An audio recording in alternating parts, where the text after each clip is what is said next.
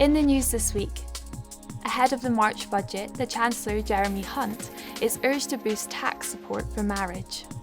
DIY abortion pills are linked to a marked rise in police investigations of illegal abortions. And in the US, safe haven boxes are saving the lives of unwanted babies.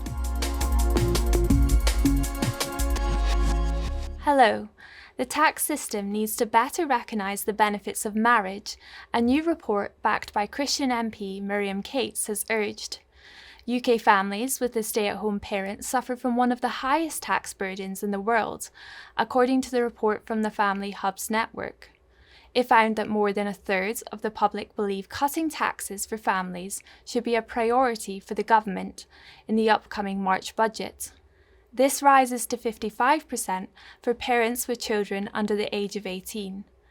Nearly half the country support doubling the marriage tax allowance, which could boost family incomes by more than £250 a year. Christian MP Miriam Cates said helping families through the tax system was the right thing to do.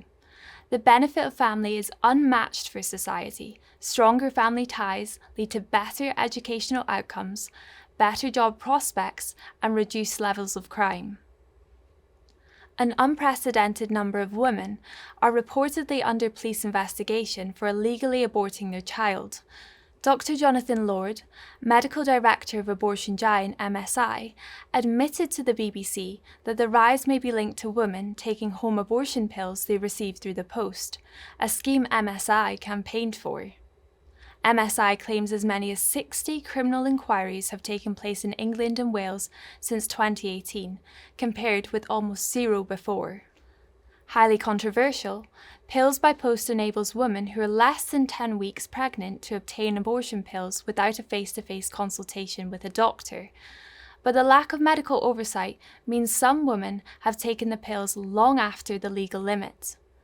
The news comes as MPs are expected to vote next month on Dame Diana Johnson's amendment to the Criminal Justice Bill, which would fully decriminalise women killing their unborn children.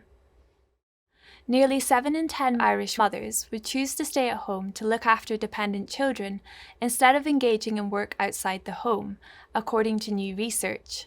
A survey by Amarok Research for the Iona Institute found 69% of mothers with children under 18 would prefer to stay home with them rather than go out to work if they could afford it, up from 62% in 2017. The results come as Ireland prepares to vote on constitutional changes that would remove the state's existing commitment to stay-at-home mothers. The survey of Irish women also found most felt their role as homemakers and mothers was undervalued by society.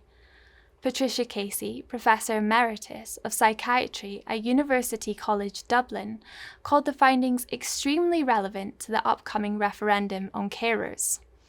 If the government was really on the side of mothers, it would make it easier for them to stay at home with their children if that is their wish, and it is the wish of the vast majority of them. And finally, safe haven boxes are saving the lives of unwanted babies in the US. The latest example comes from Missouri, where a newborn girl was placed in a box at a fire station. But all 50 US states have safe haven legislation in place, which allows mothers in crisis to leave their newborn babies at designated locations without fear of prosecution. In a message to the unknown mother, District Fire Chief Brian Hendricks said, "We loved that baby and cared for that baby the minute we laid eyes on her." Congressman Jim Murphy campaigned for Missouri to allow baby boxes. If we do nothing else, today, we did something important. We saved a life. More baby boxes are on their way across the state. Well, that's all for this week. For regular updates and information on all of our stories, plus much more, visit our website at christian.org.uk. Until next time, goodbye.